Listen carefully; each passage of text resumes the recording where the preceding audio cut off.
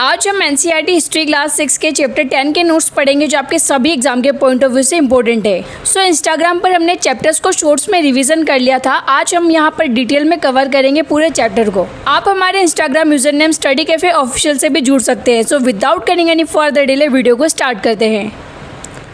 NCERT history के class 6 का chapter 10 है व्यापारी, राजा और तीर्थयात्री।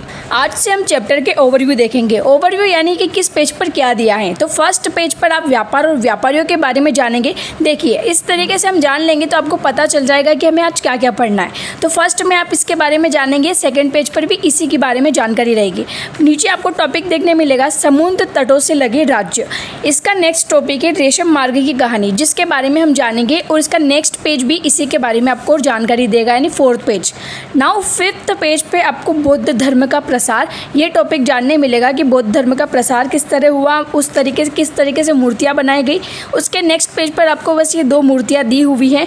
फिर अगले अगर सेवन्थ पेज की बात करें तो यहाँ पर आपको ऐसे कार्ले की गुफा वाला यानी तीर्थयात्रियों की जिज्ञासा, तीर्थयात्री के बारे में जानने मिलेगा कि भारत में कौन सा तीर्थयात्री आया।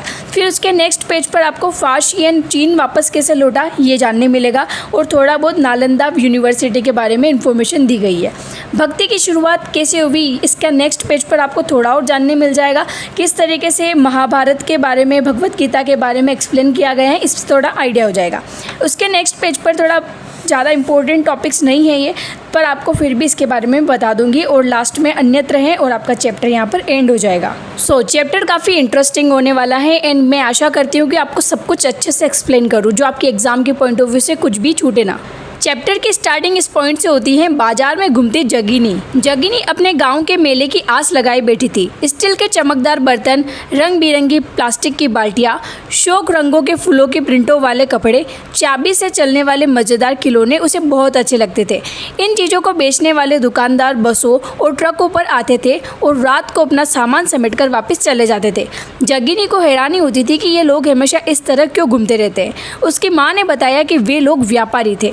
वे चीज़ों को उन जगहों से खरीदते थे जहां ये बनाए जाते हैं और फिर उन्हें मेलों में बेचते थे। यानी इस चैप्टर में हम व्यापार के बारे में थोड़ी जानकारी लेंगे। चैप्टर का मेन स्टार्टिंग पॉइंट है व्यापार और व्यापारियों के बारे में जानकारी। अध्याय 9 में तुमने उत्तर के काले पॉलिश वाले बर्तनों के बारे में पढ़ा। ये खूबसूरत बर्तन, खास तौर से इनकी कटोरियाँ तथा थालियाँ इस उपमहाद्वीप के अनेक पुरास्थलों से मिले हैं। सवाल उठता है कि इन जगहों पर ये बर्तन कैसे पहुँचे होंगे। ऐसा अनुमान लगाया जाता है कि जहाँ ये बर्तन बनते थे वहाँ से व्यापारी इन्हें ले जाकर अलग अलग जगहों पर बेचते थे। ठीक है, तो इस तरीके से इसका विस्तार हुआ। दक्षिण भारत सोना, मसाले, खास तौर पर काली मिर्च तथा कीमती पत्थरों के लिए प्रसिद्ध था। काली मिर्च की रोमन साम्राज्य में इतनी मांग थी कि इसे काले सोने के नाम से बुलाते थे। आप इस चीज को नोट कर सकते हैं कि काली मिर्च की रोमन साम्राज्य में इतनी मांग थी कि वहां पर इसे काले सोने के नाम से बुलाया जाता था। व्यापारी इन सामानों को समुद्री जगहों और सड़क के रास्ते रोम पहुंचाते थे। दक्षिण भारत में ऐसे अनेक रोमन सोने के सिक्के मिले हैं। इससे ये अंदाजा लगाया जा सकता है कि उन दिनों रोम के साथ बहुत अच्छा व्यापार चल रहा था। ये पोयम आपके किसी काम की नहीं है। यहाँ पर लिखा है व्यापारियों ने कई समुद्री रास्ते खोज निकाले। इनमें से कुछ समुद्र के किनारे चलते थे, कुछ अरब सागर और कुछ बंगाल की खाड़ी पार करते थे। नाविक मानसूनी हवा का फायदा उठाकर अपनी यात्रा जल्दी पूरी कर लेते थे। वे अफ्रीका या अरब के पूर्वी तट से इस उपमहाद्वीप के पश्चिमी तट पर पहुंचना चाहते थे तो दक्षिणी पश्चिमी मानसून के साथ चलना पसंद करते थे। इन लंबी यात्राओं के लिए मजबूत जहाजों का निर्माण किया जाता था। सामान्य बात है, अगर इतना लंबा उनको सफर तय करना है तो उनको अच्छे मजबूत जहाज का निर्माण करना पड़ेगा। समुद्री तटों से लगे राज्य, यानी जो समुद्र तट से जितने राज्य लगे हुए उसके बारे में हम यहाँ पर पढ़ेंगे। इस उपमहाद्वीप के दक्षिणी भाग में बड़ा तटीय प्रदेश है। इनमें बहुत से पहाड़, पठार और नदी के मैदान हैं। नदियों के मैदानी इलाकों में कावेरी का मैदान सबसे उपजाऊ है। यहाँ पर आप नोट कर सकते हैं। मैदानी इलाकों तथा तटीय इलाकों के सरदारों और राजाओं के पास धीरे धीरे काफ़ी संपत्ति और शक्ति हो गई। संगम कविताओं में मूवेनदार की चर्चा मिलती है। ये एक तमिल वर्ड है जिसका अर्थ है तीन मुखिया। देखो ये आगे आपको पता चलेगा, चोर चेर पांडे जो होते हैं उसके लिए यूज़ किया जाता है। आगे पढ़ते हैं अपन। इसका प्रयोग तीन शासक परिवार के मुखियाओं के लिए किया गया है।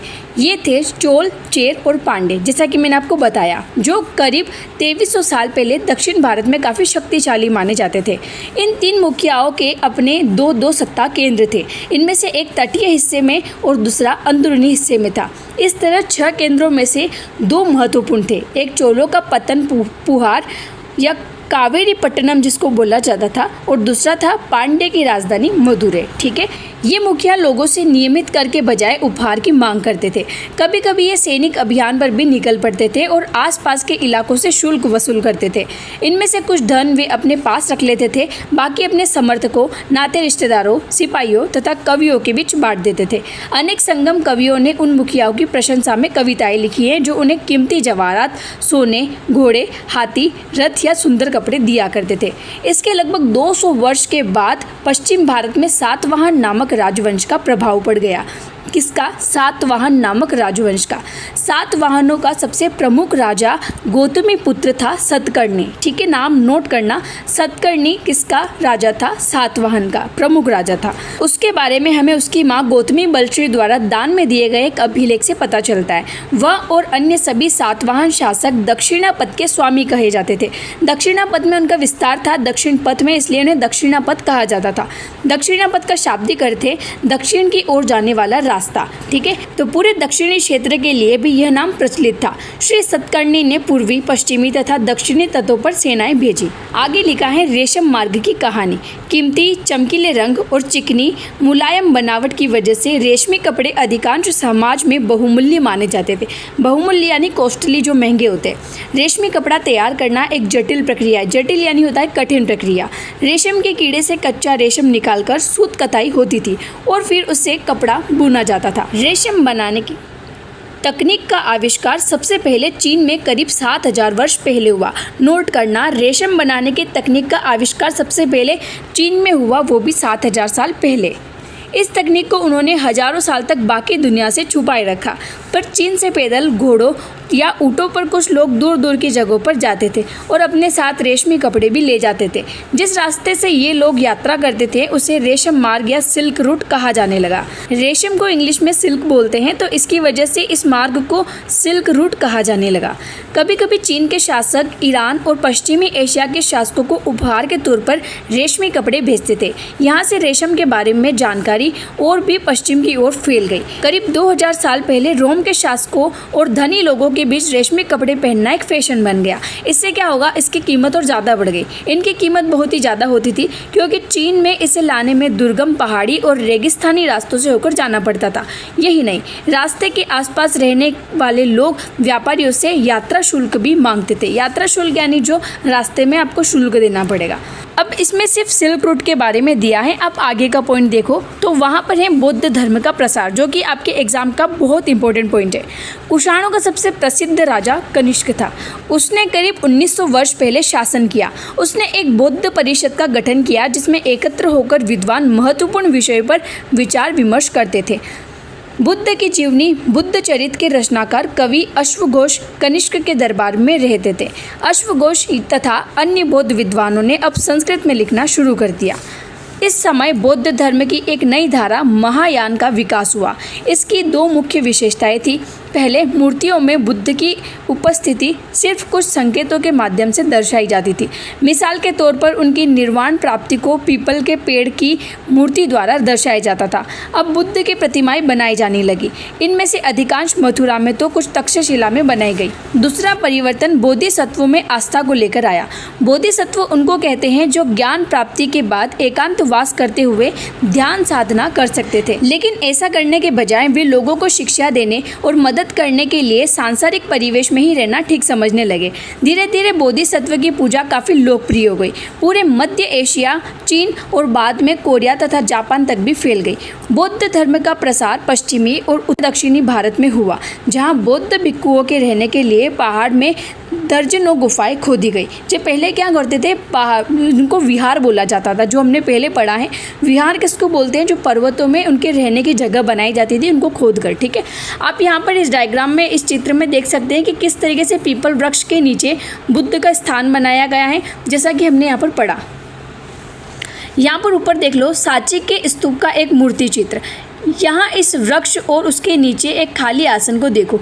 मूर्तिकारों ने यह बताने के लिए इसे खुदाई करके यह मूर्ति बनाई कि बुद्ध को ज्ञान की प्राप्ति इसी वृक्ष के नीचे बैठकर ध्यान करते हुए। कहाँ पर हुई थी? पीपल वृक्ष के नीचे। नेक्स्ट पेज टर्न करते हैं। यहाँ लिखा है, इनमें से कुछ गुफाएं राजा और रानियों के आदेश पर बनवाई गई तो कुछ व्यापारियों तथा कृषकों द्वारा। इनमें से ज़्यादातर गुफाएं पश्चिमी घाट के दर्रों के पास बनाई गई थी। कहाँ पर? पश्चिमी घाट। अगर आपसे क्वेश्चन बनता है कि जो विहार है, जो गुफाएं हैं बुद्ध भिक्षुओं के लिए बनाई गई, वो किस स्थान पर है, तो पश्चिमी घाट के स्थान पर बनवाई गई थी। दक्कन के शहरों और तटों के समृद्ध बंदरगाहों और इन्हें जोड़ने वाली सड़कें भी इन्हीं दर्रों से होकर गुजरती थी। ऐसा लगता है कि यात्रा करने वाले व्यापारी इन गुफाओं वाले मठों में विश्राम करते थे।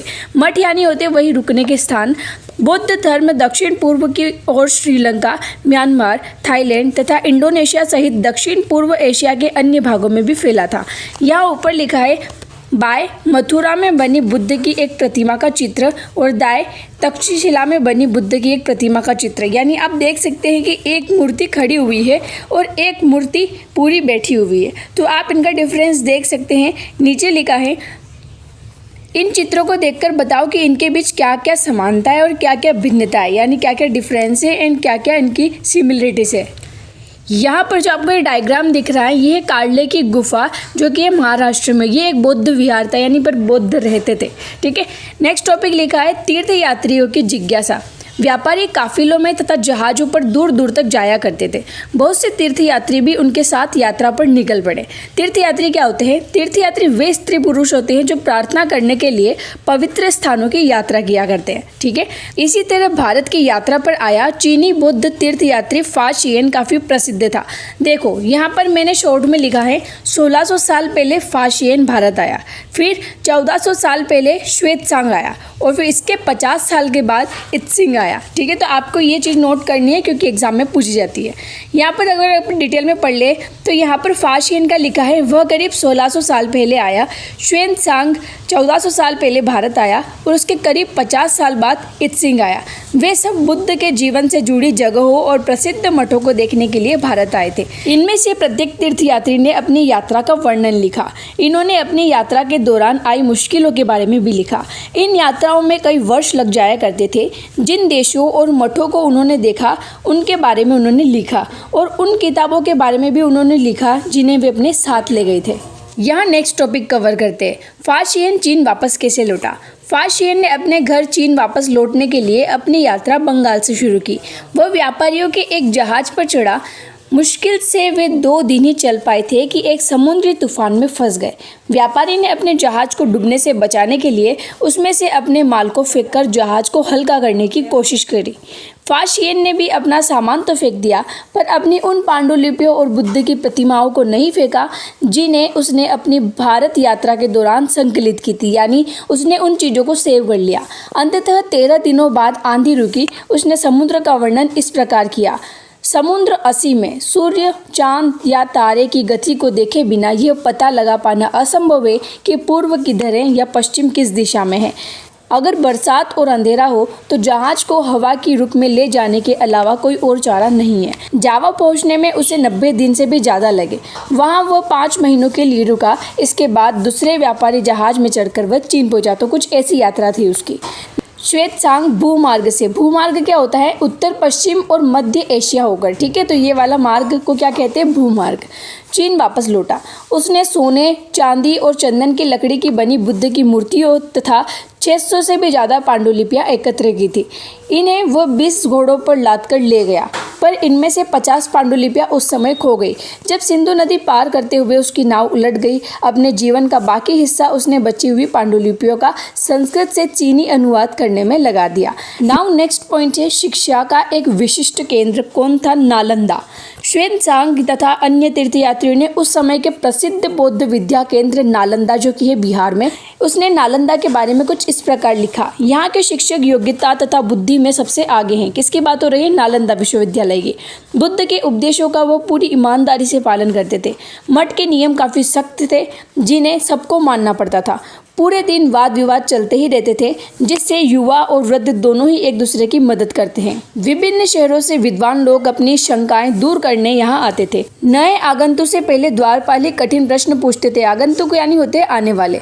उन्हें अंदर जाने की अनुमति तभी मिलती थी जब वे द्वारपाल को सही उत्तर दे पाते थे। 10 में से 7-8 सही उत्तर नहीं दे पाते थे। अब नालंदा तो बिहार में है, पर तक्षशिला कहाँ है? पाकिस्तान में है। ठीक है।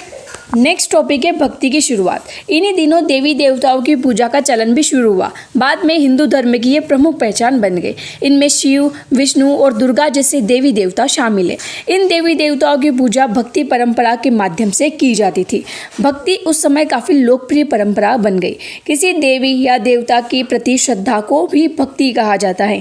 भक्ति का पथ सबके लिए खुला था, चाहे वह धनी हो या गरीब, ऊंची जाति का हो या नीची जाति का, स्त्री हो या पुरुष। भक्ति मार्ग की चर्चा हिंदुओं के पवित्र ग्रंथ भगवत गीता में की गई है। भगवत गीता महाभारत का एक हिस्सा है। जैसा कि आप सबको पता होगा, भगवत गीता महाभारत का एक पार्ट है, यानी उसमें जब युद्ध होता है तो उसके बारे में आपको पूरी जानकारी दी जाती है। इसमें भगवान कृष्ण अपने भक्तों और मित्र अर्जुन को सभी धर्मों को छोड़कर उनकी शरण में आने का उपदेश देते हैं, क्योंकि केवल कृष्ण ही अर्जुन को सारी बुराइयों से मुक्ति दिला सकते हैं। पूजा का यह रूप धीरे धीरे देश के विभिन्न भागों में फैलने लगा। भक्ति मार्ग अपनाने वाले आडंबर के साथ पूजा पाठ करने के बजाय ईश्वर के प्रति लगन और व्यक्तिगत पूजा पर जोर देते थे। भक्ति मार्ग अपनाने वालों का यह मानना था कि अगर अपने आराध्य देवी देवता की सच्चे मन से पूजा की जाए तो वह उसी रूप में दर्शन देंगे जिसमें भक्त उसे देखना चाहता है। इसलिए आराध्य देवी या देवता मानव के रूप में भी हो सकते हैं या फिर सी, पेड़ या अन्य किसी भी रूप में। जैसे जैसे इस विचार को समाज द्वारा स्वीकृति मिली, कलाकार देवी देवताओं से बढ़कर एक खूबसूरत मूर्तियां बनाने लगे। यहाँ पर एक मूर्ति बनाई हुई है वराह, जिसको बोला जाता है विष्णु का रूप। एरन मध्य प्रदेश की यह शानदार मूर्ति विष्णु के यानी वराह के रूप में बनाई हुई है। पुराणों के अनुसार जल में डूबी पृथ्वी को बचाने के लिए विष्णु ने वराह रूप धारण किया। यहाँ पृथ्वी को एक स्त्री के रूप में दर्शाया गया है। नेक्स्ट पेज पर दिया है भक्ति। भक्ति भज शब्द से बना है, जिसका अर्थ विभाजित करना या हिस्सेदारी होता है। इसका अर्थ यह है कि भक्ति भगवान और भक्त के बीच परस्पर एक अंतरंग संबंध है। अंतरंग यानी जिसके अंदर कुछ रंग भेदभाव नहीं होता। इस तरीके से भक्ति भगवत या भगवान के प्रति झुकाव है।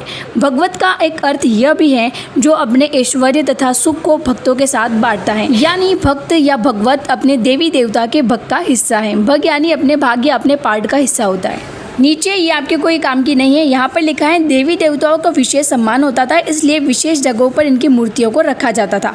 इन स्थानों को मंदिर कहते हैं। अध्याय 12 में तुम इन मंदिरों के बारे में और पढ़ोगी। भक्ति परंपरा ने चित्रकला, शिल्पकला और स्थापत्य कला के माध्यम से अभिव्यक्ति की प्रेरणा दी है। नाउ लिखा है हिंदू। हिंदू शब्द इंडिया शब्द की तरह ही सिंधु या इंडस से निकला है। यह शब्द अरबों तथा ईरानियों द्वारा उन लोगों के लिए उपयोग किया जाता था जो सिंधु नदी के पूर्व में रहते थे। इसके बारे में हमने पहले भी जान लिया है क्लास 6 में। यहाँ लिखा है यही शब्द उनके धार्मिक विश्वास तथा सांस्कृतिक परंपराओं के लिए भी प्रयुक्त होता था। अब इस अन्यत्र में आपको ईसाई धर्म के बारे में पता चलेगा। बाइबल जो ईसा मसीह है उनके बारे में यहाँ पर लिखा है करीब 2000 साल पहले पश्चिमी एशिया में ईसाई धर्म का उदय हुआ। इस बात को नोट करना। ईसा मसीह का जन्म बेथलेहम में हुआ, जो उस समय रोमन साम्राज्य का हिस्सा था। यानी उनका जन्म कहाँ हुआ? रोमन साम्राज्य में। ईसा मसीह ने स्वयं को इस संसार का उद्धारक बताया। उद्धारक कौन होता है? उद्धार करने वाला। उन्होंने दूसरों को प्यार देने और उसी तरह दूसरों पर विश्वास करने का उपदेश दिया जिस तरह हर व्यक्ति दूसरों से प्यार और विश्वास की उम्मीद करता है। बाइबल में ईसा मसीह के उपदेश की बातें लिखी हैं। बाइबल क्या है? उनका एक पवित्र ग्रंथ है। जिस तरीके से अपना पवित्र ग्रंथ क्या है? महाभारत है, रामायण है, मुस्लिम का है कुरान, उसी तरीके से जो ईसाई धर्म के लोग हैं उनका पवित्र ग्रंथ है बाइबल। बाइबल में ईसा मसीह के उपदेश की बातें लिखी हैं, जहाँ इसका एक अंश दिया है। धन्य है वे लोग जो धर्म और न्याय के लिए भूखे प्यासे रहते हैं, उनकी कामनाएं पूरी होगी। जो दयालु हैं वे धन्य हैं, क्योंकि उन्हें दया मिलेगी। धन्य हैं वे जो दिल से पवित्र हैं, क्योंकि वे ईश्वर के दर्शन कर सकेंगे। धन्य है वे जो शांति स्थापित करते हैं, वही ईश्वर की संतान कहलाएगी। ईसा मसीह ने उपदेश साधारण लोगों को बहुत पसंद आए, यानी उनके जो भी उपदेश थे वो लोगों को काफ़ी अट्रैक्टिव लगे। ईसा मसीह की मृत्यु के 100 सालों के अंदर ही भारतीय उपमहाद्वीप के पश्चिमी तट पर पहले ईसाई धर्म प्रचारक पश्चिमी एशिया से आए। केरल के ईसाइयों को सीरियाई ईसाई कहा जाता है। देखो इस बात को नोट करना, कितनी छोटी लाइन में लिखा है, पर आपको कहीं पूछ लिया जाए तो फिर कैसे पता चलेगा। यानी सीरियाई ईसाई किसको कहते हैं? जो केरल के ईसाई है, क्योंकि संभवतः ये पश्चिम एशिया से आए थे। वे विश्व के सबसे पुराने ईसाइयों में से एक थे। वैसे तो ये चैप्टर खत्म है, पर लास्ट में ये इंपॉर्टेंट डेट्स देख लो जो आपको रिवीजन करवा देगी। यहाँ लिखा है रेशम बनाने की कला की खोज लगभग 7000 साल पहले, और कहाँ हुई थी? चीन में। चोल चेर पांड्य लगभग 2300 साल पहले, इनको मूवेंदार भी कहा जाता था। ठीक है। रोमन साम्राज्य में रेशम की बढ़ती मांग लगभग 2000 साल पहले। मांग क्यों बढ़ी थी? क्योंकि जो अमीर लोग होते थे वो ज़्यादा से ज़्यादा रेशम के कपड़े पहनते थे।